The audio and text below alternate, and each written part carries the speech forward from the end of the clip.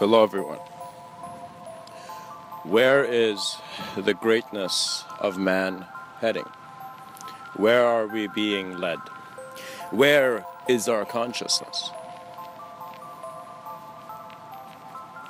As these questions are asked, your world begins to listen to you differently. All life begins to look at you differently because you're looking at it differently. You're noticing that the path that you're living is one up to you, and you are up. Not to date, but up to a moment where all must be let go of. We all acknowledge physical death, but do we acknowledge the death of ideas? Do we acknowledge the not disassociation, but greater association of form do we have? Can we understand that patterns are connected to patterns and designs are all around?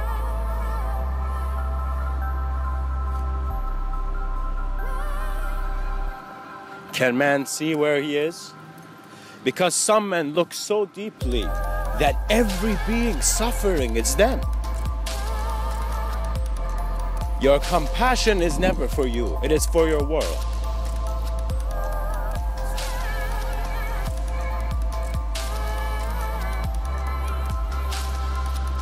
Know this and know this now.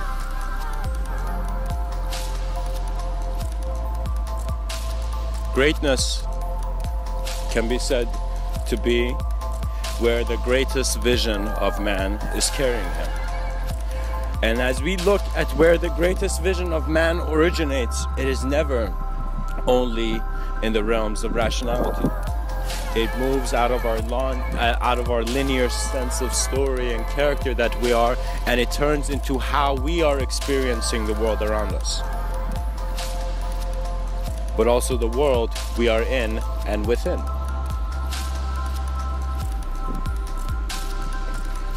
Does causality need an interpretation?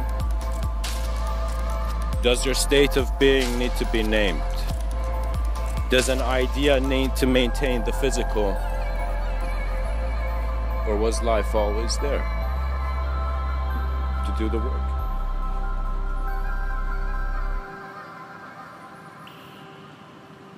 Right now, we look at human consciousness, and what Mr.Within finds is that changes are coming. We are at the edge. Literally, we're at the edge of wanting to change from a certain view to a new view. And this new view is one where the newer the being, the more existential allowance they have for a future that is connected, for a future that is tolerant to every wrong act of man. And so if the whole species had guilt, we could forgive ourselves.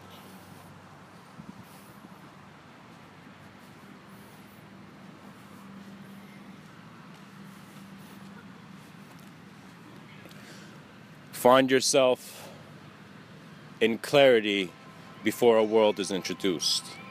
The greatness of a man is turning into one where he is realizing the ability that is self-awareness, not that self-awareness brings. There is nothing here for you in the fabrication of your own ideas. There is only the awareness to what you have created here.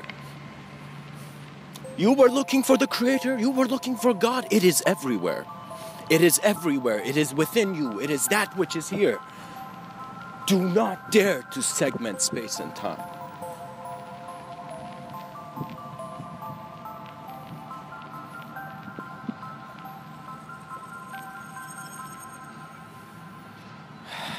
Because there's work to be done.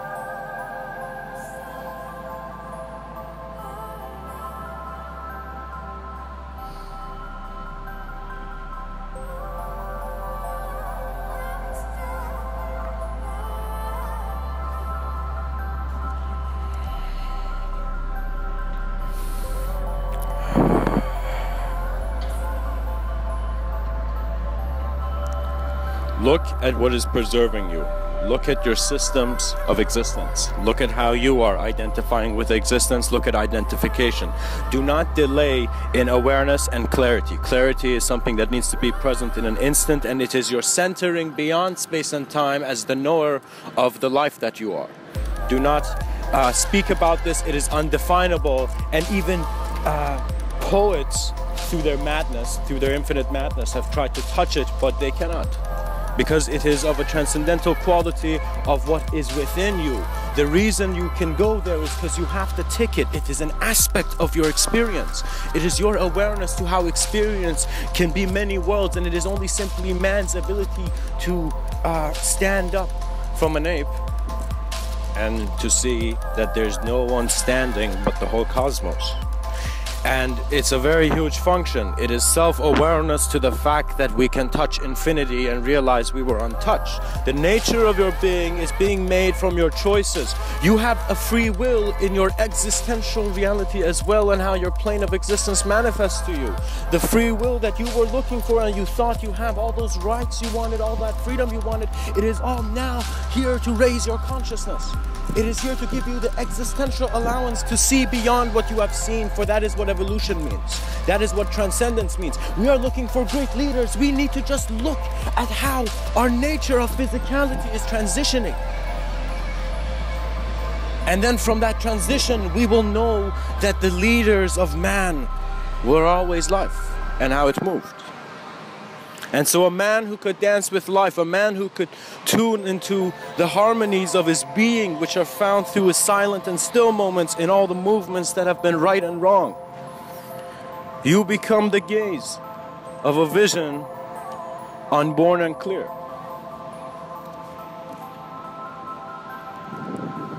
Ask yourself, where does man need to be? Many people are always looking at their clocks and they're like, where do I need to be? Where do I need to go? And guess what, my friend? You are an experiencer, but you have been one who has just been put into a story. And so you are in the limitation of the character, but you are the storyteller. And what can be said? What can be said but nothing? An absolute integration of your setting and world. You need to look at your environment and you need to find your voice. Through them, not through anything else. The present moment is your guide. It is now time for human beings to study the present moment and recognize that they are the most significant aspect of their creation. And this day is not an individuality. It is not an individual body. It is a simultaneous acknowledgement of your reality in the greatness that you are. And this greatness has many dimensions. And we look at multidimensionality.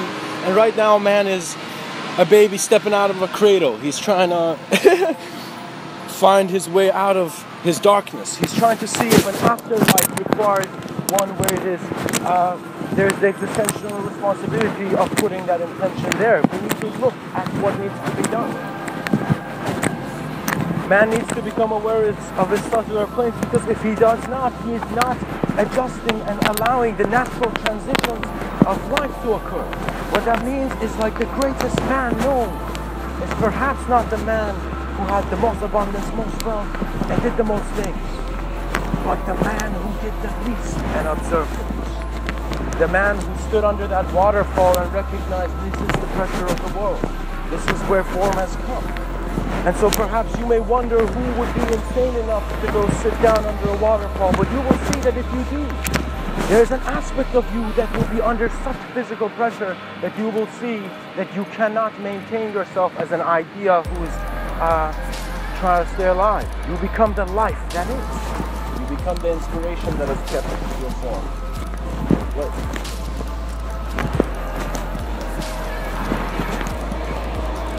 Advanced communication is the human being's study of his greater world, of where he is present.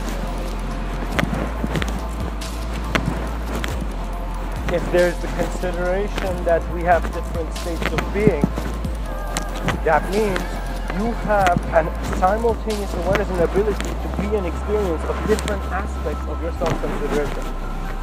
What that means is this self-aware is not self-aware, but it is constantly choosing, and its choice is becoming the observance of the whole spectrum. Its wings are the spectrum of its sight. You know, mankind might not have that many abilities. Mankind may fear extraterrestrial forms. Mankind may fear darkness. Mankind may even fear the light within. But you will see that man is not a machine or a mechanism made to fear. He's a being that is part of this world. He is extended out of it, and he's always looking at it. He can be nowhere else but home.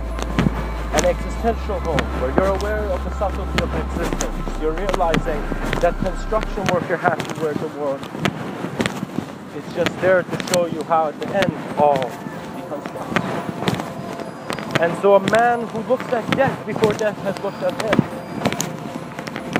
becomes wise into knowing that all this time he's getting ready for his greatest experience, that which is of the unknown. We as human beings are all packing, getting ready for our dissolution.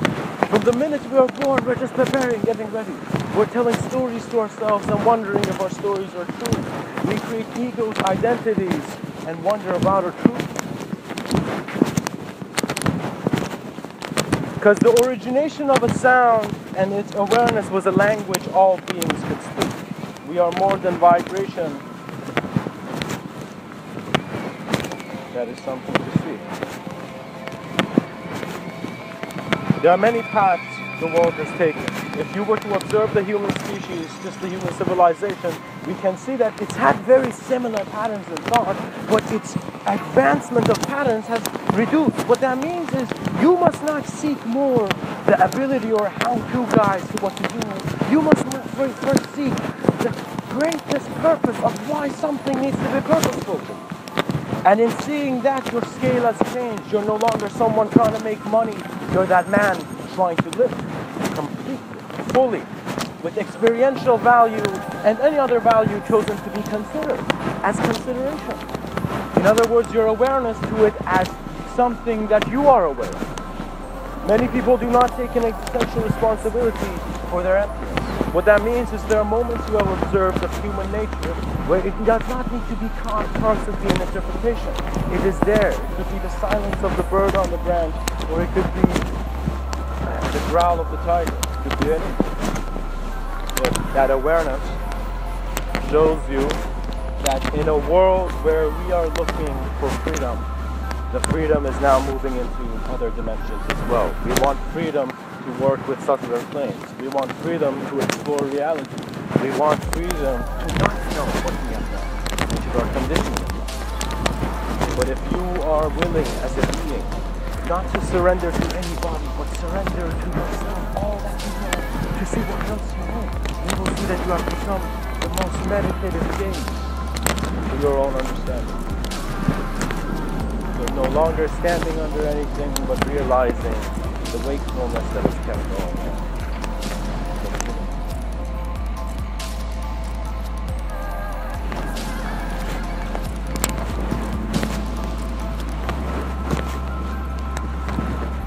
Wonder what greatness means for yourself, and wonder what your greatest act is. And also wonder how possible it is for it to happen in an instant, as of tomorrow. And then your confrontation will come into place. You see, many students have this moment where they recognize the deadlines for their assessment. And when you recognize the deadline for your assessment, there's a preparation. So you see, man, because he's aware, he's looking ahead, he's preparing. Because he's looking to get a job and then survive, he's looking ahead. You see, that's why he's looking. So what that kind of means is that we are oriented on maintaining our physical system, and our externality needs to be handled well. But sometimes we're so trying to maintain this externality that it's as if an external thing is maintaining an external thing rather than an internal thing opening an external world. And when you become aware of this, the internal-external becomes your relationship of the life that you are and your relationship with your eyes. What I think mystics are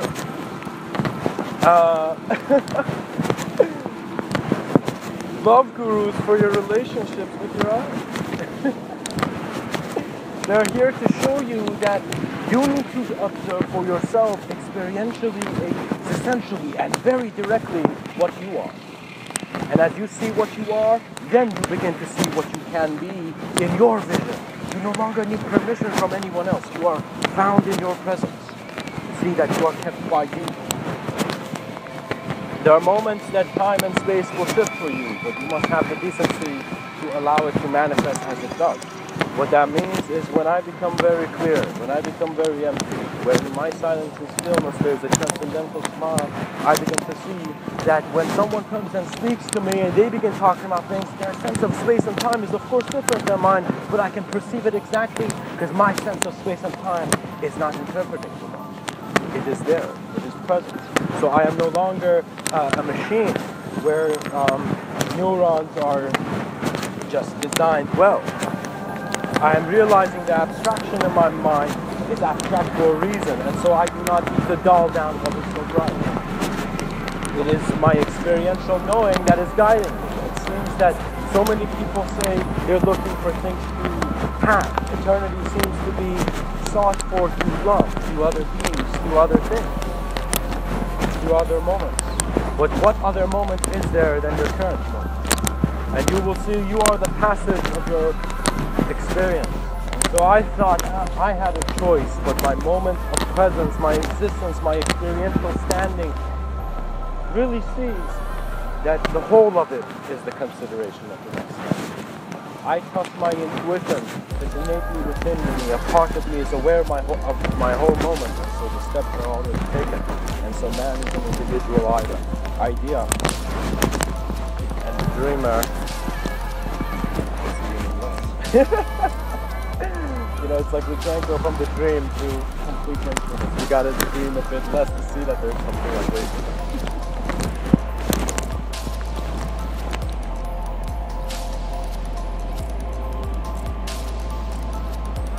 And the choices that mankind will make consider not just your family, but the family of humanity and the family of life. Begin making your expression from the moment you wake up to the moment you sleep efficient. You're walking, you're contributing, you're becoming like those Thai insurance commercials that bring tears to your eyes. You're recognizing that existential compassion is how human beings should live. You should live with a more energetic expression. And you need to see compassion is important, guys, because compassion to others teaches you how to love yourself. That is simply why it's there. And the Buddha said, if your compassion does not include yourself, it is incomplete. What that means is if you begin acting and trying to be polite only for someone else and ignoring who you really are and not bringing your core out to where it needs to be, you will be lost to your own ideas to see that you were being polite, but you were at the same time not seeing the whole picture. I think the human psychology is finding itself a bit bored with the concepts that it has. I'm here to do 10,000 talks, and I've done, I don't know, however amount, and so far I'm getting bored with talking about guilt. Because I am seeing that these are constructs, these are ideas. We thought the only wonders of the world were the pyramids and the structures beings left before us. No, their thoughts are currently occurring. These rivers are moving transcendentally beyond space and time, and so it's as if they are holding space and time in an infinity spiraling into itself, in which man is just the emptiness and also that which could be individual in it. We are just the gates of this manner of existence. Just as I wake up in the morning and look at my ceiling, similarly, man wakes up to greater ceilings of construction and thought. Remember, before you could even learn language, was there a devil? Was there an angel? Was there something that you needed to engage? And I noticed before I could even speak, I was free, because all the problems are being suggested verbally. You see? And what that means is that the sight of man as consciousness, its timeless and spaceless aspect, is of course always present. But its considerations of space and time is just like how an artist begins to focus on the details of one aspect of his painting. And suddenly see this one aspect is suddenly designed so well, but the rest is unknown. And so perhaps what happens when celestial painters leave a painting unfinished? You wonder if that is so, or whether you are the celestial painter continuing in your steps? Are you the newest brush of existence? Are you the cosmos voice now? Choose for yourself and you'll recognize ideology more than it's for anyone else. It's for you. More than I'm giving talk to any other being. All my talks are for me, for I am the interpretation of what I am. I have seen certain things which need to be relevant to me. And so as a speaker talks, he is also hearing his speech and learning. Man is learning from all moments. Man is learning from his being. And once you make this a natural phenomena, then you can begin co-creations of great multidimensionality. You can begin to see how we need to develop systems to even understand the system of what's really going on in this reality. So man needs to gather around his armies of excited treasure revealers and to go explore the unknown. Some people are fighting wars. Mankind does not have time to fight for war. We don't have time for war. Immediately sign a treaty, smile, and begin exploring your consciousness. Begin to see who is signing that declaration. Who is standing here?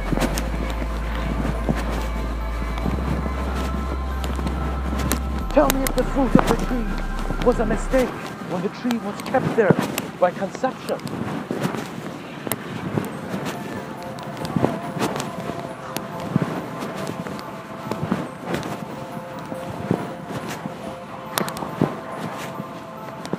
The greatness of man is trusting life to develop through human intelligence.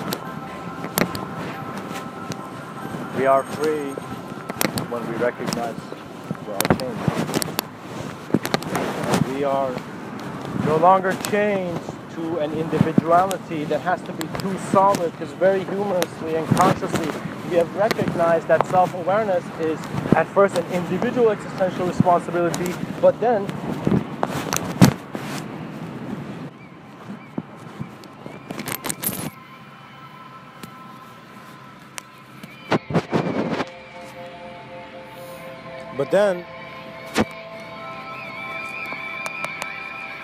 a choice for the choiceless. I am gifted with the form that is in front of me. And I find myself a bit blind because I'm not every human experience. I don't know everything. I'm just some guy looking at life. And when you're some guy just looking at life, something happens. You begin to see that the greatness of man is no longer covered in story. And you're not a certain character. In that the character was the luxury of a being who very playfully created his or her own sense of space and time. Because there have been many love stories in existence.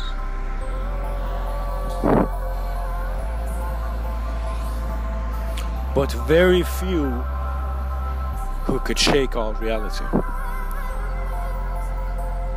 And Mr. Within would like to kindly ask you, with the intentions of exploring our multidimensionality, let us reveal the treasures of our own cosmic intelligence. Let us see that we have always seen. Much blessings and namaste.